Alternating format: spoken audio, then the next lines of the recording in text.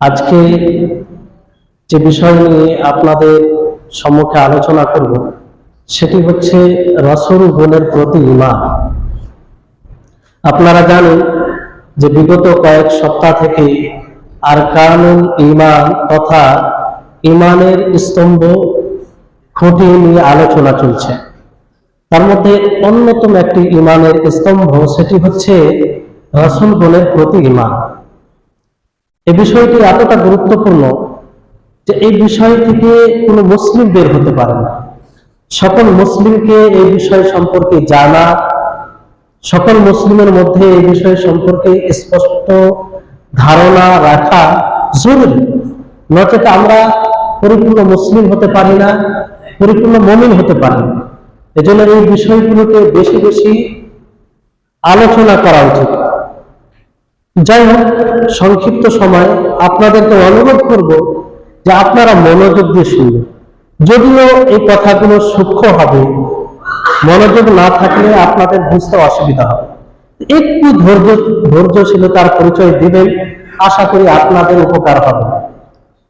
তো আমরা দুটি শব্দ শুনি, নবী এবং রাসূল। তো নবী ও রাসূল এই দুটির মধ্যে পার্থক্য কি? নবী ও রাসূল কি একই? উলামায়ে কেরাম এই ব্যাপারে অনেকেই বলেছেন যে নবী রাসূল বলতে একই। নবী বলতে যা, আর রাসূল বলতে তা, মানে একই অর্থ। কিন্তু অনেক উলামায়ে কেরাম পার্থক্য করেছেন যে রাসূল তাকে বলা হয় যাকে নতুন শরীয়ত দেওয়া হয়েছে এবং তার তাবলীগ করার আদেশ দেওয়া হয়েছে, তাকে রাসূল বলা হয়। আর নবী বলা হয় যাকে পূর্বের শরীয়ত পালন করতে এবং সেটা পালন করতে আদেশ দেওয়া হয়েছে।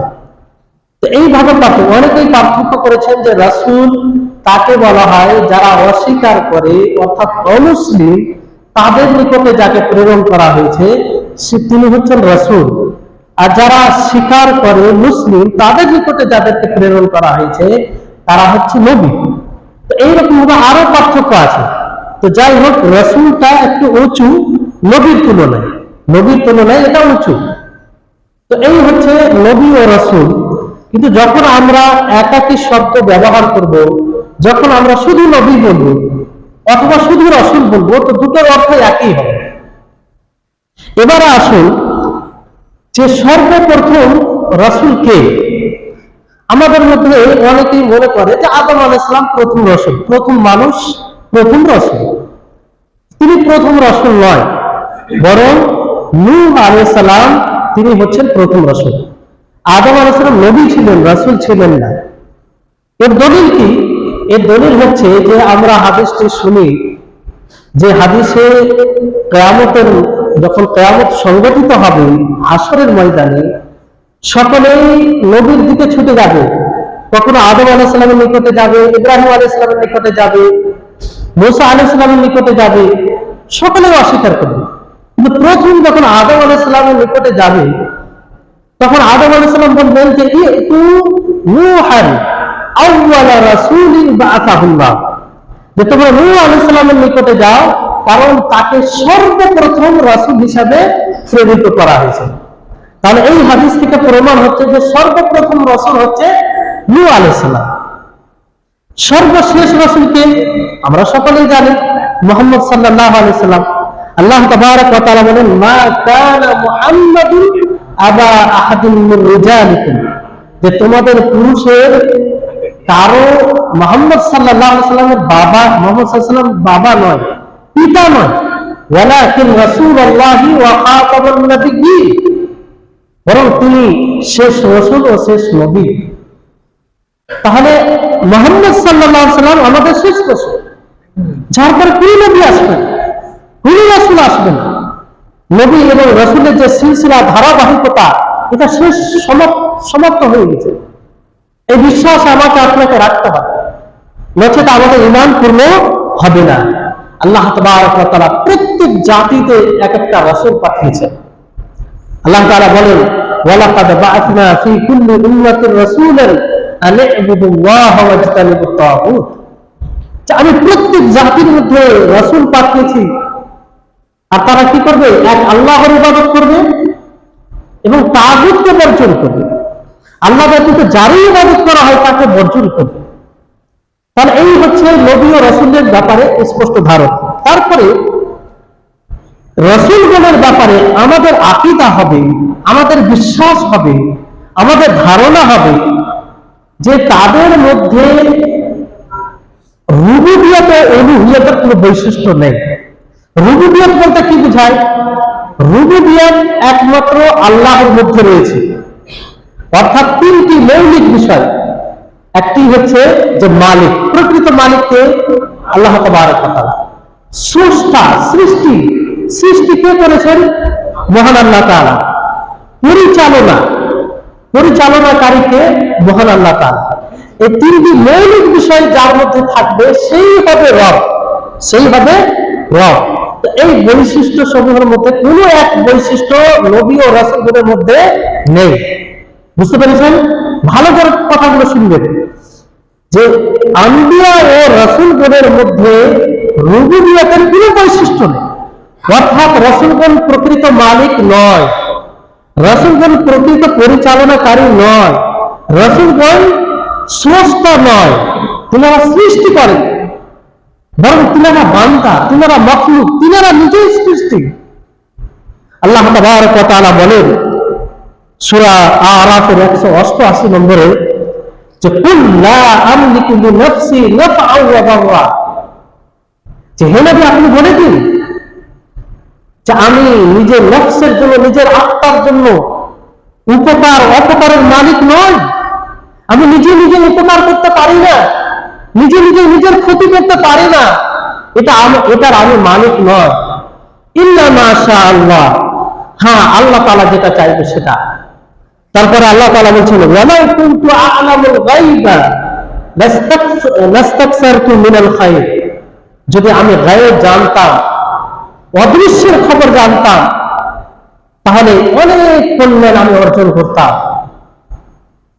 তারপর আল্লাহ তাআলা বলছেন ওয়ামা মাসসানি সু, আর আমাকে কোনো অমঙ্গল স্পর্শ করতো না, আমার কোনো দুর্ঘটনা ঘটতো না আমার জন্য, যদি আমি গায়ব জানতাম।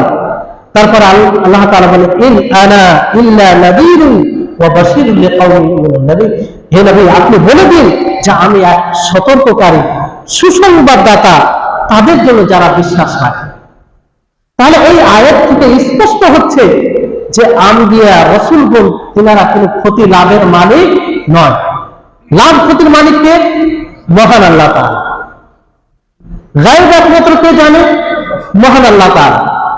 কিন্তু বড় দুঃখের সাথে বলতে হয় যে আমাদের মাঝে কিছু লোক রয়েছে যারা রাসূলের ব্যাপারে ধারণা রাখে যে রাসূল গায়ব জানে। নাউযুবিল্লাহ।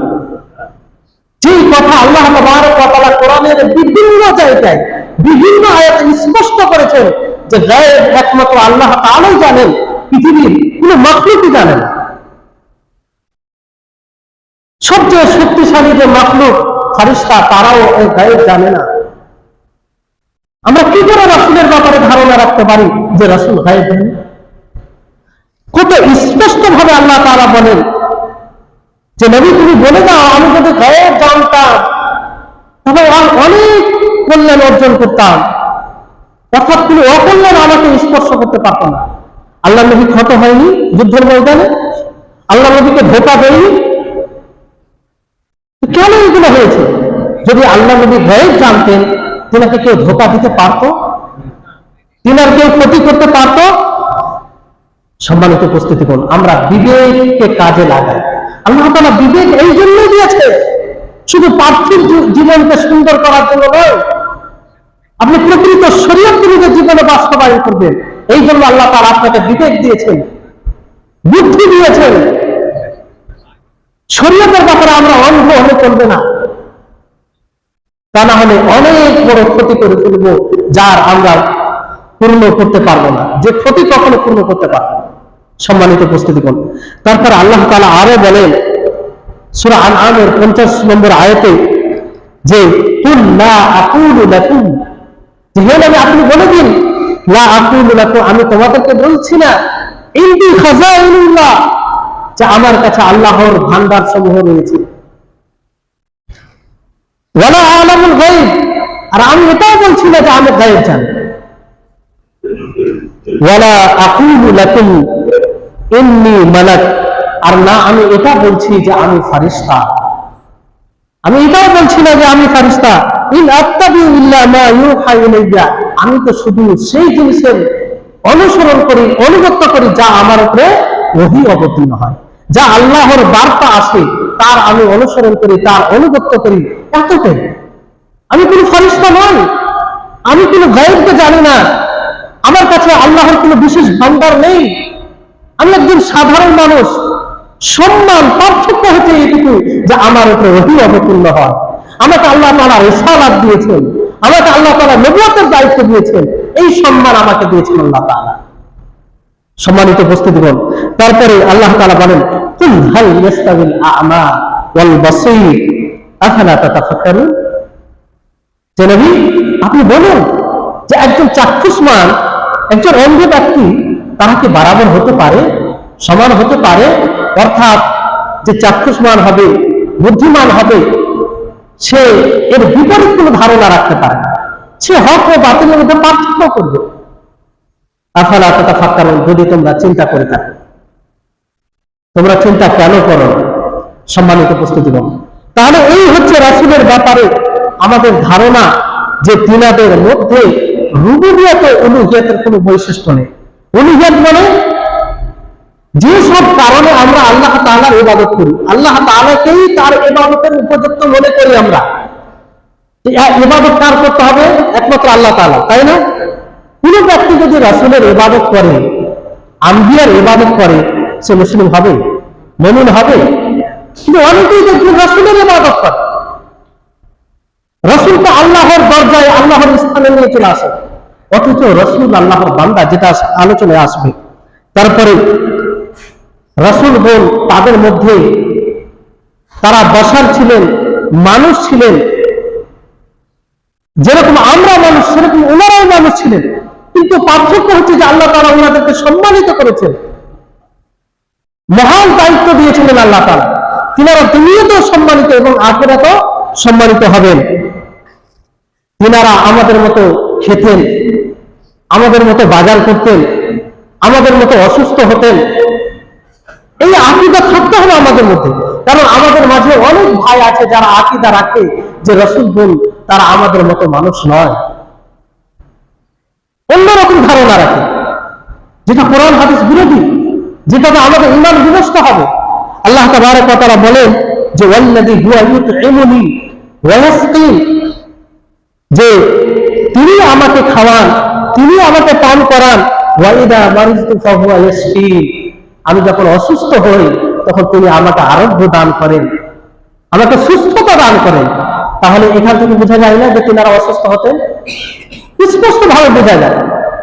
তারপরে অন্য আয়াতে এইভাবে বলা হয়েছে যে তিনারাও বাজার করেন, তিনারা সবকিছু করেন। আর নবী করিম মুহাম্মদ সাল্লাল্লাহু আলাইহি সাল্লাম আরো বলেন যে ইন্নামা আনা বাশারুম মিসলুকুম। যদি আমার এই কথায় সন্দেহ হয় তো বাংলা অর্থতে দেখে দেবে। এই হাদিসের অর্থ হচ্ছে ইন্নামা আনা বাশারুম মিসলুকুম, যে আমি তোমাদের মতো মানুষ। আনসা কামা তানসাউনা, আমিও ভুলি যেমন ভাবে তোমরা ভুলে যাও। ফাইদা নাসিতু ফাযাক্কিরুনি, যখন আমি ভুলে যাব তখন তোমরা আমাকে স্মরণ করিয়ে দিবে। সম্মানিত উপস্থিতিগণ, এই হাদিসগুলো দ্বারা কি প্রয়োজন দেওয়া হয়েছে? যে তোমরা রাসূলকে সেই স্থান দিও না যে স্থান আল্লাহ তাআলা তাকে দেননি। তিনি মানুষ ছিলেন, কিন্তু তিনাকে আল্লাহ তাআলা সম্মান দিয়েছেন, রিসালাতের নবুয়তের দায়িত্ব দিয়েছেন সমস্ত রাসূলগণকে। তাহলে এই আকীদা পোষণ, এই ধারণা করতে, এই এরকম আকীদা পোষণ করতে হবে আমাদেরকে তাদের ব্যাপারে। এবং তিনারা ছিলেন বান্দা। কি ছিলেন? বান্দা মানে জানেন? দাস। দাস, আব্দ, যাকে আরবি ভাষায় কি বলা হয়? আব্দ বলা হয়। ইবাদ মানে বহু, অনেকগুলো দাস।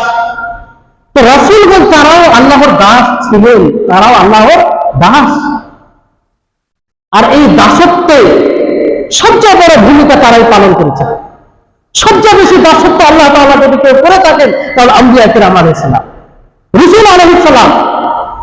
আজকে আজকে কি করে আমরা তাদের ইবাদত করতে পারি, তাদেরকে আল্লাহর দরজায় কি করে রাখতে পারি? তারা তো আল্লাহর দাসত্ব করতেন, আল্লাহর ইবাদত করতেন। আল্লাহ তাবারক ওয়া তাআলা বিভিন্ন আয়াতে তাদেরকে আব্দ শব্দ ব্যবহার করেছেন, তাদেরকে আব্দ শব্দ ব্যবহার করেছেন তাদের জন্য। আল্লাহ তাআলা বলেন, তাবারাকাল্লাযী নাযালাল ফুরকানা আলা আবদিহি লিয়াকুনা লিল আলামিনা নাযীরা। যে বরকতময় সেই সত্তা যিনি তার বান্দার উপরে ফুরকান নাযিল করেছেন। এখানে কি বলেছেন আল্লাহ তাআলা? আব্দ। আব্দ মানে কি? দাস, গোলাম। মুহাম্মদ সাল্লাল্লাহু আলাইহি ওয়াসাল্লামকে বোঝানো হয়েছে, তো আল্লাহ তাআলা তাকে দাস বলেছেন, তিনি দাস আল্লাহ তাআলা, আমরাও দাস। কিন্তু এই দাসত্বের সবচেয়ে বড় ভূমিকা কার রয়েছে? মুহাম্মদ সাল্লাল্লাহু আলাইহি ওয়াসাল্লাম। অনুরূপভাবে ইব্রাহিম আলাইহিস সালাম, ইয়াকুব আলাইহিস সালাম, ইসহাক আলাইহিস সালাম, তাদেরকে দাস বলা হয়। সমস্ত রাসূলগণ আম্বিয়া এবং দাস ছিলেন। আল্লাহ তাআলা বলেন, ওয়াজকুর ইবাদানা ইব্রাহিমা ওয়া ইসহাক ওয়া ইয়াকুব উলিল আইদি ওয়াল আবসার। যে স্মরণ করো আমাদের দাস, আল্লাহ তাআলা বলছে যে আমার দাস ইব্রাহিমকে, ইসহাককে, ইয়াকুব আলাইহিস সালাম। আরো বিভিন্ন নবীর ক্ষেত্রে, আম্বিয়াদের ক্ষেত্রে আল্লাহ তাআলা বলেছেন। এই দুটি আয়াত যথেষ্ট। এবার আসুন খুব গুরুত্বপূর্ণ বিষয়, মানে এটা সংক্ষিপ্ত ভাবে আমরা তাদের উপরে কিভাবে ঈমান আনব, যেটি ঈমানের একটি স্তম্ভ, যা ছাড়া আমরা মুসলিম হতে পারি না। চারটি বিষয়কে খেয়াল রাখতে হবে। কত বিষয়? চারটি বিষয়। মনোযোগ দিয়ে শুনবেন, নিজে ভালোভাবে স্মরণে রাখবেন, অন্য ভাইদেরকে বলবেন। এটা আমার আপনার কর্তব্য, দায়িত্ব। প্রথম বিষয় হচ্ছে যে আমরা দৃঢ়ভাবে বিশ্বাস রাখবো, সত্য বলে মেনে নিব যে আল্লাহ তাবারক ওয়া তাআলা প্রত্যেক জাতিতে একটা রাসূল পাঠিয়েছেন, প্রত্যেক জাতির মধ্যে রাসূল পাঠিয়েছেন। যে রাসূলগণ তার উম্মতদেরকে এক আল্লাহর ইবাদতের দিকে আহ্বান করেছেন এবং তাগুত আল্লাহ ছাড়া যারই ইবাদত করা হয় তাকে বর্জন করার প্রতি উদ্বুদ্ধ করেছেন। এবং সেই রাসূলগণ তিনারা সৎ ছিলেন, তিনারা আমানতদার ছিলেন, তিনাদেরকে আল্লাহ তাআলা যা দায়িত্ব দিয়েছেন সেটা পরিপূর্ণভাবে তিনারা পালন করেছেন। আল্লাহর কাছ থেকে যা বার্তা পেয়েছিলেন ওনারা, তাতে কোনো জিনিস গোপনে রাখেননি, সমস্ত কিছু তারা মানুষের নিকটে পৌঁছে দিয়েছেন। কারণ আল্লাহ তাআলা বলেন সূরা নাহলের 35 নম্বর আয়াতে, ফাহাল আলা রাসূল ইল্লাল বালাগুল মুবিন। তো রাসূলদের দায়িত্ব সুস্পষ্টভাবে পৌঁছে দেওয়া, আর তাই করেছেন। তো এই আকীদা, এই ধারণা আমাদের মধ্যে থাকবে যে রাসূলগণ তিনাদের যে দায়িত্ব ছিল সেই দায়িত্ব পরিপূর্ণভাবে আদায় করেছেন। তাহলে প্রথম বিষয় এটা মনে থাকবে। দ্বিতীয় বিষয় হচ্ছে যে আমরা যে সব নবীর নাম জানি, যে সব রাসূলগণের নাম জানি, নাম সহ তাদের উপরে ঈমান আনব। যেমন আল্লাহ তাবারক ওয়া তাআলা 25 রাসূল নবীর নাম উল্লেখ করেছেন, তাদের উপরে নাম সহ ঈমান আনব, তাদের উপরে আমরা নাম সহ ঈমান আনব। এবং তাদের মধ্যে 5 জন রাসূল উলুল আজম রয়েছে। কি রয়েছে? উলুল আজম মানে যারা ধৈর্যের পথে দৃঢ়ভাবে মজবুত হয়ে অবিচল ছিল। তারা তেনারা কে কে? মুহাম্মদ সাল্লাল্লাহু আলাইহি সাল্লাম, মুসা আলাইহিস সালাম, ঈসা আলাইহিস সালাম, নূহ আলাইহিস সালাম আর ইব্রাহিম আলাইহিস সালাম। তাহলে এই 5 জন নবীকে কি বলা হয়? উলুল আজম। আল্লাহ তাবারক ওয়া তাআলা তাদেরকে উলুল আজম বলে আখ্যায়িত করেছেন। এর দলিল আছে কয়েকটি আয়াতে, সেগুলো বলছি না, সময় যেহেতু কম। তো এদের উপরে এইভাবে ঈমান আনতে হবে। আর আম্বিয়াদের মধ্যে কেউ একটু বেশি মর্যাদার অধিকারী, আবার কেউ একটু কম, তাদের মধ্যে তারতম্য আছে। যেমন আম্বিয়াদের মধ্যে সর্বোত্তম রাসূল কে? মুহাম্মদ সাল্লাল্লাহু আলাইহি ওয়াসাল্লাম, আফজালুল আম্বিয়া, সর্বোত্তম নবী, সবচেয়ে বেশি সম্মানিত দুনিয়াতে এবং আখিরাতেও সবচেয়ে বেশি সম্মানিত। তিনি সর্বপ্রথম জান্নাতের দরজা খুলবেন, তিনি সমস্ত মানুষের জন্য সুপারিশ করবেন, যাকে আশ-শাফাআতুল উযমা বলা হয়, মাকামে মাহমুদ। তিনাকেই দেওয়া হবে যেটা অন্য কোনো নবী পাবেন না। তারপরে ইব্রাহিম আলাইহিস সালাম, তিনি আল্লাহর খলিল ছিলেন, আল্লাহর খলিল মুহাম্মদ সাল্লাল্লাহু আলাইহি ওয়াসাল্লাম।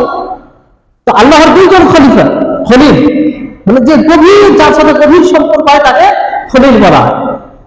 তাহলে মুহাম্মদ সাল্লাল্লাহু আলাইহি ওয়াসাল্লাম ও ইব্রাহিম আলাইহিস সালাম।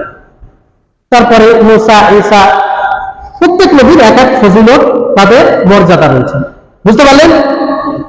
তাহলে যাদের আমরা নাম জানি তাদের উপরে আমরা নাম সহ ঈমান আনবো, আর যাদের নাম জানি না তাদের উপরে আমরা সার্বিকভাবে ঈমান আনবো যে আল্লাহ তাআলা যতগুলো রাসূল পাঠিয়েছেন, যতগুলো নবী পাঠিয়েছেন, তার উপরে আমরা ঈমান আনছি, বিশ্বাস করছি।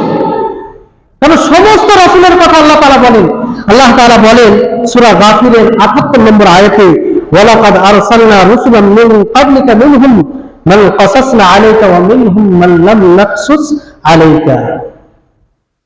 আমি অনেক রাসূল পাঠিয়েছি, তাদের মধ্যে কিছু রাসূলের কথা আপনাকে বলেছি আর অনেক রাসূলের কথা বলিনি। তার মানে অসংখ্য নবী ও রাসূল এসেছেন। তৃতীয় বিষয় হচ্ছে যে তিনারা যা কিছু বলেছেন, কে? রাসূলগণ। রাসূলগণ যা কিছু বলেছেন সবকিছু সত্য, তাতে সন্দেহের কোনো অবকাশ নেই, একদম সত্য বলে মেনে নিতে হবে। সেটা অতীতে বলুন, ভবিষ্যতের ব্যাপারে বলুন, সেই যুগের ব্যাপারে বলুন, যা কিছু ওনারা বলেছেন সবকিছু সত্য।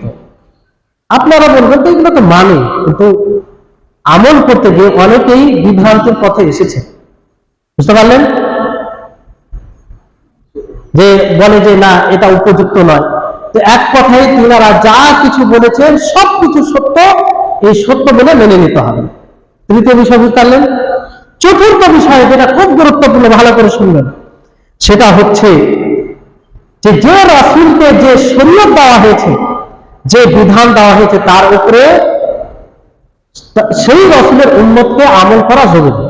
তো আমরা কার নবী, কোন নবীর উম্মত? মুহাম্মদ সাল্লাল্লাহু আলাইহি ওয়াসাল্লাম। মুহাম্মদ সাল্লাল্লাহু আলাইহি ওয়াসাল্লামকে যে শরীয়ত দেওয়া হয়েছে, যে বিধান দেওয়া হয়েছে, সেই বিধান অনুযায়ী জীবন যাপন করা এটা কি জরুরি? জরুরি। এতে কোনো প্রকারের পিছিয়ে থাকা যাবে না। কারণ তিনি আমাদের রাসূল, তিনি আমাদের নবী, তিনার পর আর কোন নবী রাসূল আসবে না, কিয়ামত পর্যন্ত তার শরীয়ত থাকবে। বুঝতে পারলেন? তাহলে তার শরীয়তকে মানতে গিয়ে তিনটি জিনিস আমাদের মধ্যে থাকতে হবে। কত জিনিস?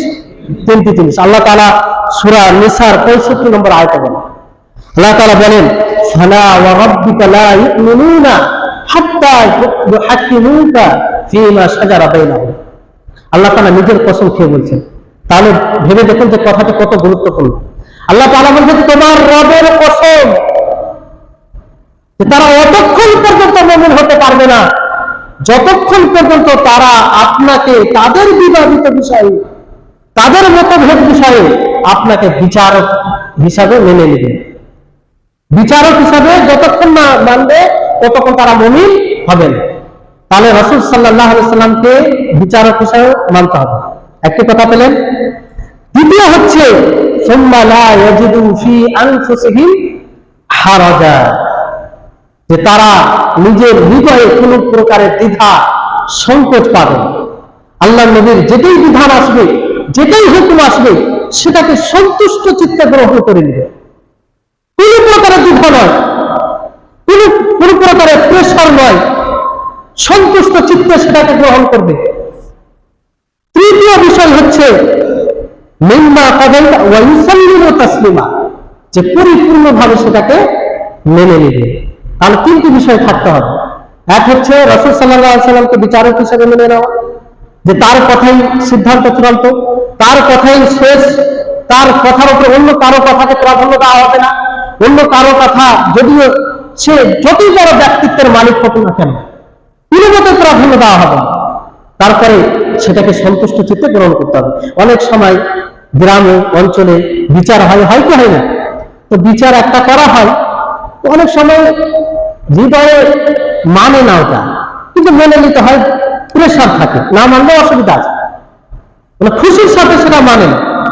রাসূলের কথা মানতে গিয়ে এটা চলবে না, সন্তুষ্ট চিত্তে সেটা গ্রহণ করতে হবে। তাহলে বুঝতে পারলেন? তাহলে আমরা যদি শরীয়তকে মানতে গিয়ে রাসূলের কথার উপরে কোনো ইমামের কথাকে প্রাধান্য দিই, কোনো আলেমের কথাকে প্রাধান্য দিই, কোনো পীরের কথাকে প্রাধান্য দিই, তাহলে মুমিন হবে? কোনো মতেই মুমিন হবে না। নবী করিম মুহাম্মদ সাল্লাল্লাহু আলাইহি ওয়াসাল্লাম ও আল্লাহ তাবারক ওয়া তাআলা নীতিমালা দিয়ে গেছেন যে পরিপূর্ণ মুমিন আমরা কি করে হব, তার কথাকেই শেষ কথা মনে করতে হবে। বড় দুর্ভাগ্যের বিষয় যে আমাদের সমাজে কিছু লোক রয়েছে যাদের নিকটে বিশুদ্ধ হাদিস পৌঁছে যায়, তারপরে বলে যে না, আমাদের এলাকায় তো এটা মানে না, আমাদের ইমামরা তো বলে না, আমাদের আলেমরা তো বলে না। মনে রাখবে, আপনার এই কথা, আপনার এই ধারণা আপনার ঈমানকে বিনষ্ট করতে পারে, আপনার ঈমানকে নষ্ট করতে পারে। আপনি বিবেক দিয়ে দেখুন, যাচাই করুন, যেটা কোরআন হাদিস অনুযায়ী হবে সেটা গ্রহণ করবেন, আর কোরআন হাদিস বিরোধী হলে সেটা আপনি প্রত্যাখ্যান করবেন। এটাই হবে প্রকৃত মুমিনের পরিচয়। তাহলে এই হচ্ছে 4টি বিষয়। আর রাসূলগণের মধ্যে যারই আপনি অস্বীকার করবেন, একজন রাসূলের অস্বীকার মানে সমস্ত রাসূলগণের অস্বীকার করা। এর দলিল কি? যেমন আল্লাহ তাবারক ওয়া তাআলা বলেন, কাযযাবাত কওমু নূহ আল মুরসালিন, যে নূহ আলাইহিস সালামের কওম সমস্ত রাসূলগণের মিথ্যা অস্বীকার করেছিল। তো নূহ আলাইহিস সালামের যে কওম ছিল তারা কি সমস্ত রাসূলকে পেয়েছিলেন? তারা মূলত নূহ আলাইহিস সালামকে অস্বীকার করেছিল। তারপর আল্লাহ তাআলা কি বলেন যে তারা সমস্ত রাসূলকে অস্বীকার করেছিল। তার মানে এটা থেকে প্রমাণিত হচ্ছে যে কোনো এক রাসূলকে অস্বীকার করা মানে সমস্ত রাসূলকে অস্বীকার করা। যেমন ধরেন ইহুদি নাসারা আছে, ইহুদিরা মুসা আলাইহিস সালামকে মানে, আর নাসারারা ঈসা আলাইহিস সালামকে মানে, তো তারা কি মুসলিম হবে? হবে না। কেন? মুহাম্মদ সাল্লাল্লাহু আলাইহি ওয়াসাল্লামের অস্বীকার করে। আর এখন কোনো নবীর শরীয়তকে মানা যাবে না, মুহাম্মদ সাল্লাল্লাহু আলাইহি ওয়াসাল্লামের শরীয়ত ব্যতীত। তাহলে এটা এক বিষয়। আর সবচেয়ে বড় বিষয় আপনাদেরকে যেটা বলি, স্মরণ করে দিই, দেখেন যে রাসূলগণ আল্লাহ তাআলা তাদেরকে সৃষ্টি করেছেন, আমরা যেভাবে সৃষ্টি হয়েছি সেই রাসূলগণও সেইভাবে সৃষ্টি হয়েছেন। তারাও পিতামাতা দ্বারা সৃষ্টি হয়েছে, আমরাও পিতামাতা দ্বারা সৃষ্টি হয়েছি, কিন্তু আল্লাহ তাবারক ওয়া তাআলা তাদেরকে সম্মানিত করেছেন, তাদেরকে নবুয়তের দায়িত্ব দিয়ে, তাদেরকে রিসালাতের দায়িত্ব দিয়ে সম্মানিত করেছেন। এই সম্মান এটাই যথেষ্ট তাদের জন্য। এর অতিরিক্ত বেশি আপনি স্থান দিতে পারেন না। এর অতিরিক্ত স্থান দিতে গিয়ে আপনি তাদের ব্যাপারে বলবেন যে তারা গায়েব জানতেন, এটা তাদের উপরে আরো আপনি জুলুম করবেন। আল্লাহ তাবারক ওয়া তাআলা বলেন যে সূরা কাহফের শেষ আয়াতে বলেন যে কুল ইন্নামা আনা বাশারুন মিসলুকুম, যে হে নবী আপনি বলে দিন যে আমি তোমাদের মতোই মানুষ। পার্থক্য কি? ইউহা ইলাইয়া আন্নামা ইলাহুকুম ইলাহুন ওয়াহিদ। পার্থক্য হচ্ছে এটা যে আমার উপরে ওহী অবতীর্ণ হয়, আমার উপরে ওহী অবতীর্ণ হয়। তাহলে রাসূল আমাদের মতো, রাসূলের ব্যাপারে আলাদা আপনি ধারণা রাখবেন যে রাসূল নূরের তৈরি, রাসূল গায়েব জানেন, এগুলো বাড়াবাড়ি হবে, যেটা আপনার ঈমানকে নষ্ট করবে। বুঝতে পারলেন? তারপরে নবুয়তের পরে এই মুহাম্মদ সাল্লাল্লাহু আলাইহি ওয়াসাল্লামের উম্মতের মধ্যে যে কেউ নবী হওয়ার দাবি করবে সে কি হবে? কাফের হবে। কোনো সন্দেহ নেই যে সে কাফের হবে। কারণ নবী করিম মুহাম্মদ সাল্লাল্লাহু আলাইহি ওয়াসাল্লাম স্পষ্ট করেছেন যে সায়াকুনু ফি উম্মতি 30 কাযাবুন কুল্লুহুম ইয়াজআমু আন্নাহু নাবিয়্যুন, যে আমার উম্মতের মধ্যে 30 জন কি হবে? দাজ্জাল হবে, মিথ্যুক হবে, সকলেই নবী হওয়ার দাবি করবে। কিন্তু নবী করিম মুহাম্মদ সাল্লাল্লাহু আলাইহি ওয়াসাল্লাম বলেন যে ওয়া আনা খাতামুন নবিয়্যিন, আমি হচ্ছি শেষ নবী, লা নবিয়্যা বা'দি, আমার পরে কেউ নবী আসবে না। তাহলে যে নবুয়তের দাবি করবে সে কি হবে? কাফির হবে, সে মুসলিম হতে পারে না। তাহলে মুহাম্মদ সাল্লাল্লাহু আলাইহি ওয়াসাল্লাম তিনি হচ্ছেন শেষ রাসূল, তিনি হচ্ছেন শেষ নবী। তারপরে আরো অনেক কথা রয়েছে, আমি কথাকে ছোট করছি, সংক্ষিপ্ত ভাবে নিয়ে আসছি। শেষে যে পয়েন্টটি বলবো আপনাদেরকে সেটি হচ্ছে, আমরা যদি প্রকৃতভাবে রাসূলগণের প্রতি ঈমান নিয়ে আসি তাহলে এর কিছু ফলাফল আমরা বুঝতে পারবো যে আল্লাহ তাআলা আমাদের উপরে কতটা রহম করেছেন, দয়া করেছেন, এবং কি গুরুত্ব দিয়েছেন বান্দাদের উপরে, যে আল্লাহ তাআলা মানুষের হিদায়াতের জন্য, মানুষকে সুপথ দেখার জন্য, মানুষকে জান্নাতি করার জন্য রাসূলগণকে প্রেরণ করেছেন, রাসূলগণকে পাঠিয়েছেন। এটা আল্লাহ তাআলা না পাঠানো পারত, কিছুই করা ছিল না। আজকে আমরা রাসূল না পেলে দিশেহারা হতাম, পথ হারা হতাম, সিরাতে মুস্তাকিম তো বুঝতে পারতাম না, জান্নাতের পথ তো বুঝতে পারতাম না, জাহান্নামের পথে থাকতাম। তা আল্লাহ তাবারক ওয়া তাআলা কি রাহিম, তিনি কি দয়ালু। দ্বিতীয় বিষয় হচ্ছে যে আমরা আল্লাহ তাআলার শুকরিয়া জ্ঞাপন করব, আল্লাহ তাআলা শুকরিয়া আদায় করব যে তিনি এত বড় আমাদের উপরে রহমত বর্ষণ করেছেন, এত বড় নিয়ামত দিয়েছেন। তৃতীয় হচ্ছে যে আমরা রাসূলকে ভালোবাসব। কি করব? রাসূলকে ভালোবাসব। কেন ভালোবাসব?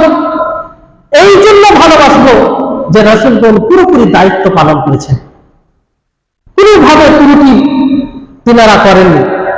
আর রাসূলগণকে ভালোবাসা মানে জানেন, শরীয়তের পদ্ধতিতে ভালোবাসা।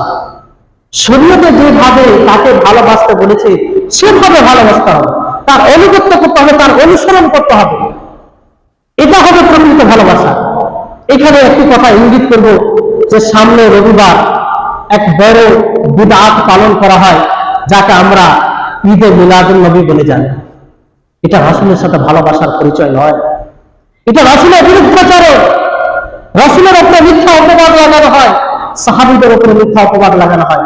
আচ্ছা বলুন তো, এটা যদি রাসূল সাল্লাল্লাহু আলাইহি সাল্লামকে ভালোবাসার পরিচয় হতো তো সাহাবারা পালন করতেন না? সাহাবারা পালন করতেন না? তো সাহাবারা যেটা করেননি, আমরা কত বড় পণ্ডিত হয়ে গেছি যে আমরা সেটাকে পালন করব? যেই আমল প্রায় সাহাবী তাবিঈন দের জামানা শেষ হয়ে যাওয়ার পরে 607 শতাব্দীতে এটা শুরু হয়, অনেকে বলেছেন 4 শতাব্দীতে। তা কোনদিন এটা রাসূলের সাথে ভালোবাসার পরিচয় হবে। এই জন্য সচেতন হন।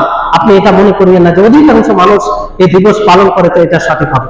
অধিক মানুষ ধোঁকায় রয়েছে। আল্লাহ তাবারক ওয়া তাআলা এই অধিকের ব্যাপারে সচেতন করেছেন, সতর্ক করেছেন, তো অধিক মানুষ পথভ্রষ্ট। যাই হোক, কথা লম্বা হয়ে যাচ্ছে, এই বিষয়ে কথা বলতে গেলে আরো কথা বলা যাবে।